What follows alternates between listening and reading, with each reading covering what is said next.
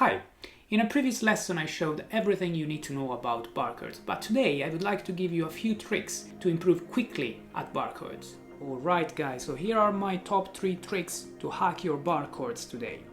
The first trick is, there is nothing wrong to play an alternative or an easier way to play a bar chord. So rather than playing an F as a bar chord like this, you might want to play an F with 3 fingers.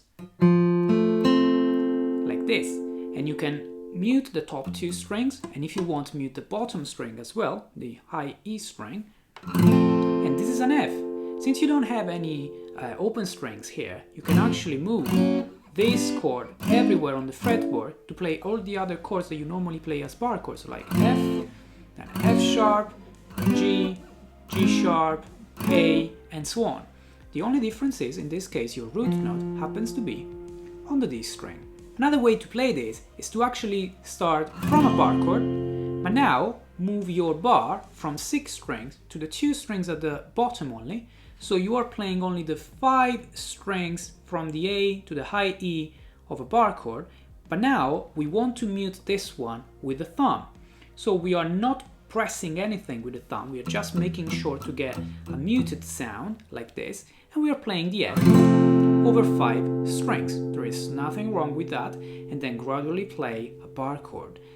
Also, very often you might see songwriters playing the F or all the other bar chords with this shape, exactly the same as a bar chord, but the bar is now only at the bottom 2 strings, and they very often use the thumb on top to actually play the root note here just with the thumb. So the thumb might actually play the root note on the top E string, and then you might have the other 5 strings covered like we saw.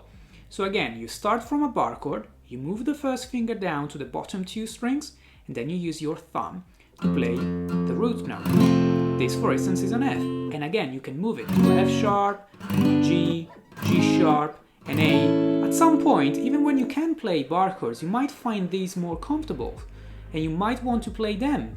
Trick number 2 now is to use the bony side of your first finger. So rather than going super straight with the first finger and using this part, try to use the bony part, which is harder, and obviously you can press better there. Because very often people start playing bar chords, and the bar chord at some point sound with a bit of buzzing. You can avoid that if you just rotate a bit your first finger from straight to more bony, and it will sound so much clearer.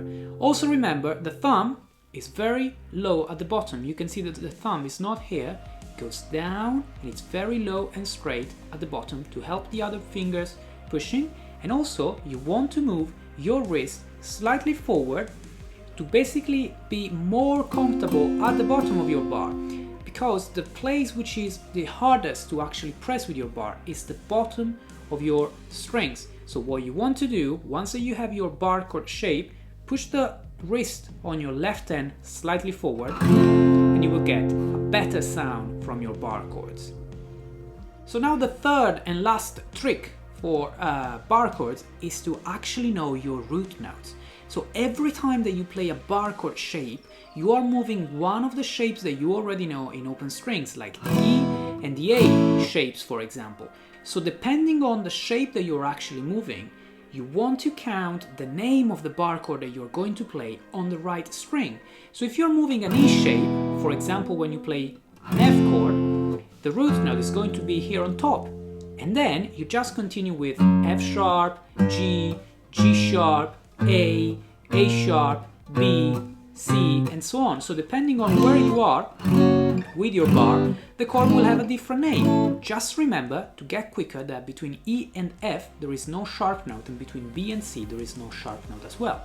If you're moving the A shape, it's gonna be the same, but this time you're going to count root note on the A string. So the A string is the open string, then the first finger on the first fret plays an A sharp, then B on the second, C on the third, C sharp on the fourth, D on the fifth, and so on. So if you want a B minor, you would just go to the second fret of the A string, because you have A open string, then A sharp on the first fret, B on the second, you bar 5 strings. Remember that since you're moving an A shape, you actually bar only 5 strings. The top string is muted by your first finger, and you will play your A minor shape to play a B minor.